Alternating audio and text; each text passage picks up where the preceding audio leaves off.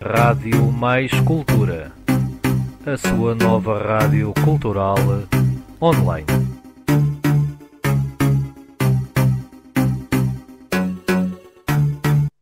Então, bom dia, estamos de volta para a nossa terceira emissão de hoje, o nosso terceiro bloco, e hoje este bloco é dedicado então à estreia do programa História da Música, onde vamos falar um pouco sobre misticismo e correntes místicas na música. História da Música, um programa do maestro Hugo Lopes Alves.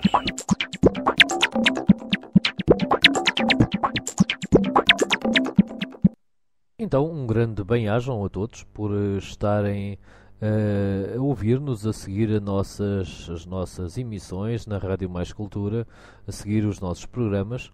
E damos início hoje, conforme prometido, damos início hoje a uma série de rúbricas, de programas, podemos dizer, sobre a história da música. Hoje, e neste primeiro programa sobre história da música, e também no próximo programa, iremos debruçar-nos um pouco sobre algo que consideramos bastante interessante, que tem a ver com aquilo que resolvemos designar de misticismo e correntes místicas na música. Assim sendo, poderíamos dizer que se a música é som e o som faz parte da nossa vida desde o princípio dos tempos, podemos dizer então que, sendo o som resultado de uma vibração, será lícito afirmar que desde o Big Bang, que esteve na origem do universo, assistimos a contínuas manifestações sonoras. Estudos na área da neuroacústica confirmam que, através da audição, é possível produzir mudanças comportamentais e emocionais em seres humanos, demonstrando os efeitos positivos desencadeados pelos sons no cérebro, ajudando a manter o equilíbrio entre os dois lados deste órgão, contribuindo para uma maior e melhor qualidade de vida e um maior equilíbrio emocional. Pensando nestes termos misticismo, mistério, música, podemos entender o misticismo, segundo aquilo que poderíamos encontrar em qualquer dicionário sobre este assunto, podemos entender o misticismo como uma atitude de recolhimento que tem por fim último a experiência íntima de uma realidade transcendente, essencialmente religiosa, usando-se o termo para designar a ciência e a arte dos fenómenos psicofísicos invulgares, a vivência de ideologias fortemente arraigadas e absorventes e, principalmente, a comunhão com Deus. Limitando-nos ao âmbito do cristianismo, o termo começou a ser usado no século III como sinónimo de gnose, ou conhecimento profundo das verdades da fé, de misteriosos conhecimentos de Deus, resultante da contemplação.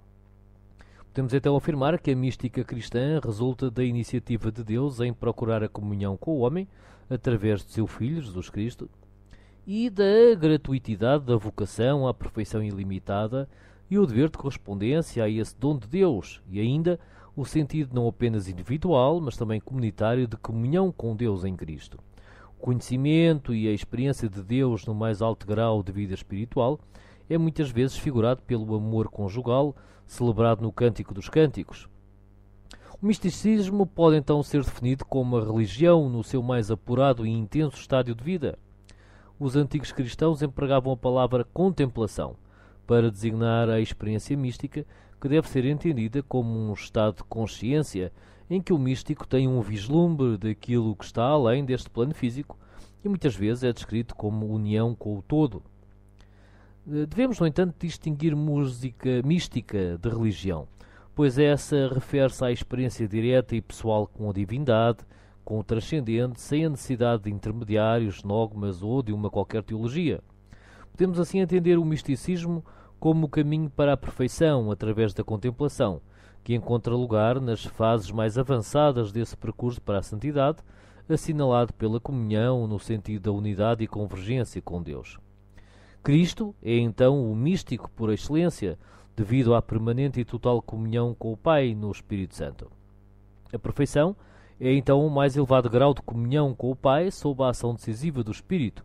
O caminho para a perfeição envolve a ação, e esta surge através do conhecimento e participação no mistério.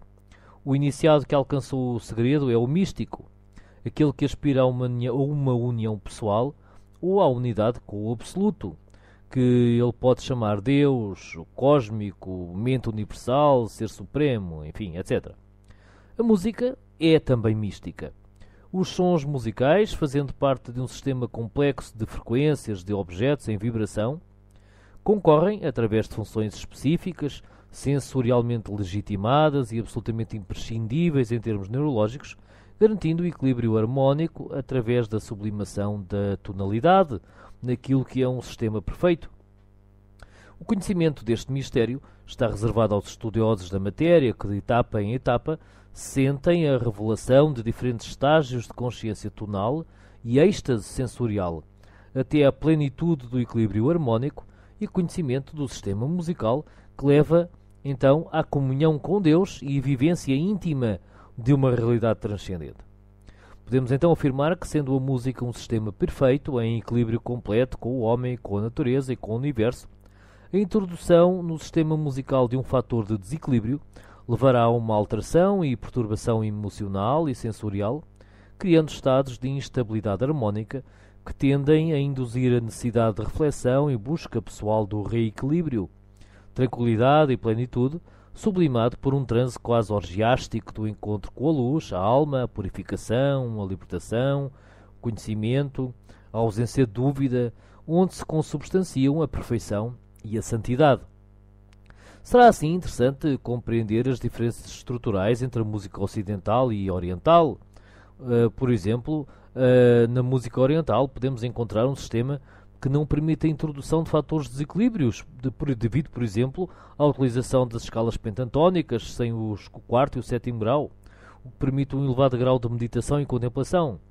Já no que diz respeito à música ocidental, e porque podemos usar todos os graus da escala musical, temos à nossa disposição todas as ferramentas que permitem causar interferência e discordância, leia-se dissonância, que obriga a colocar em causa, a questionar, a duvidar e, fundamentalmente, à procura de um novo equilíbrio harmónico devido à tomada de consciência da imperfeição humana e à necessidade de restabelecimento da normalidade, leia-se, neste caso, leia-se retomar da perfeição, através da reflexão, meditação e contemplação, que levará ao êxtase de um novo equilíbrio. No seguimento do que estamos a refletir, resulta que Cristo e música têm, digamos, o mesmo tipo de mística, e numa visão mais global e cristã, podemos mesmo afirmar que, da mesma forma que Cristo se encontra em permanente e total comunhão com o Pai através do Espírito Santo, também Deus se revela e comunica ao homem, permitindo-lhe a comunhão com Ele próprio, de diversas formas, sendo uma delas, talvez a mais bonita de todas, a música. Comunicando-nos através da linguagem dos sons, aliás, a música sempre foi considerada a linguagem divina, mas dizia eu, comunicando-nos através da linguagem dos sons, a forma de nos unirmos a si, atingindo a plenitude e a santidade que está reservada aos seus filhos, que somos todos nós. O Primeiro Concílio Vaticano, na Constituição Dogmática sobre a Fé Católica, descreve desta forma o conceito de mistério. Os mistérios divinos, pela sua própria natureza, de tal modo ultrapassam o entendimento criado, que, apesar de ensinados pela revelação e aceitos pela fé, continuam encobertos com o véu da mesma fé e envoltos em certa obscuridade, enquanto nesta vida caminharmos longe do Senhor. Este aspecto de incompreensibilidade para o entendimento humano é talvez a nota mais característica do conceito de mistério na sua acessão vulgar.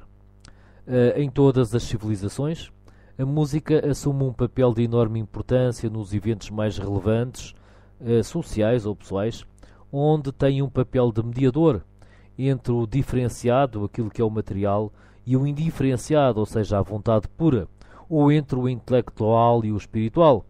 Por conseguinte, assume especial importância nas cerimónias ritualísticas, além da sua capacidade de promover as emoções.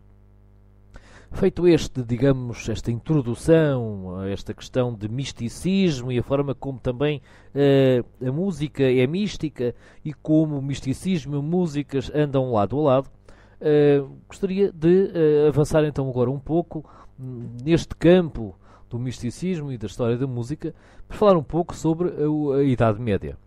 Este longo período da história, com a duração de quase um milénio, que é uma época caracterizada pela mundividência e cultura, baseada numa visão do mundo à luz de Deus e da natureza, voltada para a sobrenatureza e transcendente. Podemos encontrar esta mundividência simbolizada e encarnada em monumentos como a Suma Teológica de São Tomás ou a Divina Comédia de Dante. É uma época de grandes sínteses da vida e do saber. A fusão do pensamento platónico aristotélico com o pensamento cristão de Santo Agostinho e dos padres da Igreja. A teologia ou ciência de Deus veio, pois, a ser a coroa do saber humano nas 7 artes liberais do trívio e do quadrívio. A catedral simboliza a união da Igreja e do Estado, do individualismo e da corporação, da ciência e da fé, da graça da natureza. As artes estão orientadas para Deus e o seu culto como objeto único, digno de admiração. Chega-se assim ao equilíbrio de valores divinos e humanos, ou por outra, ao meio termo entre o realismo de agrado sensorial e o misticismo idealista. A Idade Média, então, caracterizada pelo teocentrismo, e toda a criação artística será virada para Deus. A música da Idade Média mantém esta característica teocêntrica, baseada no sistema modal usado pelos estudiosos gregos do século V a.C. e tem como forma principal o canto gregoriano. O canto gregoriano, que surge com este nome por homenagem ao Papa Gregório Magno, que no final do século V, do século VI, decidiu unificar a a música religiosa, reunindo um conjunto de cerca de 500 textos com estas características. Cantado em latim, só por homens, a uma só voz, um canto monódico, portanto, sem instrumentos musicais e com uma estrutura simples, sem a utilização de qualquer tipo de dissonância harmónica, tendo como objetivo último permitir ao homem o seu encontro com Deus. Este é um período místico por excelência, em que a música concorre, através de consonâncias perfeitas, de uma polifonia melismática dos organa, a partir do século XI em Notre Dame, por exemplo, para este pensamento da procura da comunhão com Deus. E estamos, portanto, aqui a desenvolver um pouco esta reflexão partilhada sobre misticismo e correntes místicas na música. E estivemos a debruçar-nos nesta primeira parte do nosso programa sobre aquilo que foi a Idade Média, e vamos agora falar um pouco ainda sobre a questão do Renascimento e do maneirismo. Ora, o Renascimento pode ser definido como um vasto movimento cultural que tem a sua gênese no despertar do interesse pelos estudos clássicos, com origem em Itália nos finais do século XIV, princípios do século XV. Podíamos dizer que o Renascimento apresenta uma fratura com o período anterior, representando o triunfo da omnipotência do homem autónomo em sentido universal, criador do seu próprio mundo. Seria assim o divórcio total das exigências terrenas perante a realidade transcendente tida como superstição. No entanto, tal não se nos afigura crível, e é a opinião generalizada de todos os historiadores que o Renascimento continua, através de uma evolução historicamente diferenciada, a marcha cultural da Idade Média. Ao monismo medieval sucede-se um dualismo moderno, mas que não representa de modo algum a eliminação da transcendência. Não se trata de uma dicotomia. Os dois mundos, o do tempo e o do eterno, diferenciam-se na vida e na praxis, mas um não anula o outro. Reconhecendo no homem os direitos de uma exigência terrena, nem por isso são anulados os direitos de uma exigência sobrenatural. A nova mentalidade renascentista traduz a conciliação do pensamento greco-latino com a doutrina cristã, ou ainda uma harmonia entre o humano e o divino. Se o primeiro Renascimento se interessa especialmente pelas pesquisas que têm o homem como centro de todo o esforço de estudo, podendo nesse sentido ser considerado antropocêntrico, já o segundo Renascimento, continuando estas pesquisas, descobre e fixa, sobretudo com Galileu, algumas das leis que regem o universo. O Renascimento é um fenómeno histórico, cultural, que se inicia sob o signo do humanismo, mas abraça outras fases históricas da civilização, pois a atitude fundamental do homem é a curiosidade em relação ao próprio homem e ainda em relação ao mundo exterior. A Itália pode assim orgulhar-se de ter sido o berço do Renascimento, que no seu solo se ergueu às mais excelsas alturas do pensamento moral, de estudos artísticos e de ciência do homem e do mundo. Em Portugal, os descobrimentos assinalam uma atitude de curiosidade em relação a novas terras e horizontes, que de simplesmente empírica passou a científica. Já em relação ao maneirismo, um período de grande importância, já situado nos finais do século XVI, com a origem em Itália, que ficará também associado ao movimento de reforma e contra-reforma na Igreja. O início do maneirismo coincide com o período final do período renascentista. Portanto, caracteriza-se fundamentalmente pela deliberada sofisticação intelectualista, pela valorização da originalidade e das interpretações individuais, pelo dinamismo e complexidade das suas formas e pelo artificialismo no tratamento dos seus temas, a fim de se conseguir maior emoção, elegância, poder ou tensão, ficando marcado pela contradição, pelo conflito e pela heterogeneidade. Este período caracteriza-se ainda por um êxito generalizado de artistas italianos, com o objetivo de espalhar a cultura renascentista pela Europa. O antropocentrismo, que marca o Renascimento e o maneirismo, verifica-se também na música e nas obras da época, mas essencialmente no sentido do reconhecimento individual do compositor, que através da sua obra glorifica Deus com recurso a uma polifonia vocal de 4 vozes e a um contraponto muito vertical, sem dissonâncias, ou então usadas de forma muito discreta, sempre com o objetivo de não causar perturbação harmónica e sensorial. Os compositores principais do primeiro Renascimento são os franco-flamengos, Josquin des Prez, Obrecht, Juan de Lencina, Juan Anchieta, Pedro Escobar, Adriano Villaerte e ainda os portugueses António Carreira e Eliodoro de Paiva e naturalmente o nome mais conhecido da época, o italiano Giovanni Pierluigi da Palestrina, que foi o escolhido pela Igreja para liderar um movimento musical de apoio à Contra-Reforma. Já no período maneirista e com a curiosidade própria da época, vamos assistir a experimentações várias em torno de técnicas de composição, mas sempre com o objetivo da glória do encontro com Deus. Neste período devemos destacar Luca Marenzo, Orlando Di Lasso, Giovanni Gabrieli, Tomás Luís de Vitória, William Byrd, Francisco Guerreiro e os portugueses Duarte Lobo, Manuel Mendes, Manuel Cardoso, Manuel Rodrigues Coelho, Pedro de Cristo. E, claro, o grande nome, digamos assim, do Renascimento será Cláudio Monteverdi, de quem falaremos também, com mais algum pormenor.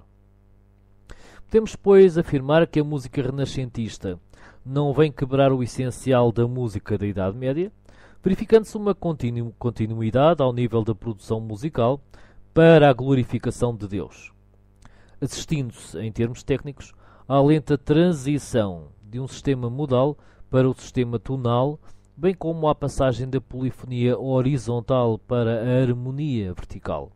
Assiste-se ao aparecimento das primeiras formas consistentes de música profana, através do madrigal, por exemplo, que dará origem à ópera no início do século XVII. A escrita instrumental passa a tirar também partido da capacidade dos instrumentos, que deixam de meramente dobrar as vozes. E pronto, vamos terminar por aqui esta primeira parte deste programa dedicado ao misticismo na música, e na próxima semana falaremos sobre as épocas vindouras em termos de história da música e a forma como elas se foram relacionando com este misticismo ou as concorrentes místicas da época. Então, obrigado por nos terem ouvido. e desde já fica feito o convite para no próximo encontro, no sábado próximo, para dedicarmos mais um pouco de atenção então a este programa de História da Música. Até lá, obrigado. Então, um grande bem-ajam a todos por estarem.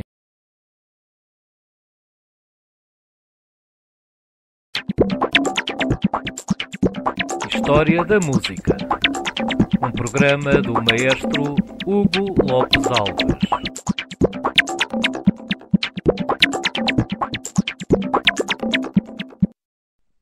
E foi então a estreia do programa sobre História da Música, neste caso, enfim, com uma breve introdução, tendo em conta também a influência deixada pelo Fernando Lemos no seu programa Literatura e Símbolo, e vermos como também simbolicamente se trabalha a questão musical. Aliás, como o Fernando Lemos também tinha dito, no fundo tudo funciona em termos de algo simbólico que depois é desenvolvido em termos das várias correntes estéticas e culturais. E foi então este o programa. Logo teremos um pequeno apontamento então sobre Johann Sebastian Bach. E teremos também connosco então o Fernando Lemos para o seu segundo programa sobre literatura e símbolo. E naturalmente continuamos aqui eu e o Pedro também no A Conversa Com até ao final da tarde. Lembro que estamos em direto hoje aqui de Lisboa e recordo que no centro comercial, o Moura Shopping, decorre este fim de semana uma feira de artesanato, velharias e antiguidade, e contamos ter connosco a senhora Dona Maria Aurélia Félix, responsável por esta organização, que nos vai falar um pouco então sobre os objetivos da criação desta feira aqui assim neste espaço comercial. E pronto, então até lá. Hoje vamos terminar esta parte da manhã aqui assim das emissões da Rádio Mais Cultura. E vamos regressar cerca das 15 horas. Então, bom almoço. Rádio Mais Cultura, a sua nova rádio cultural online.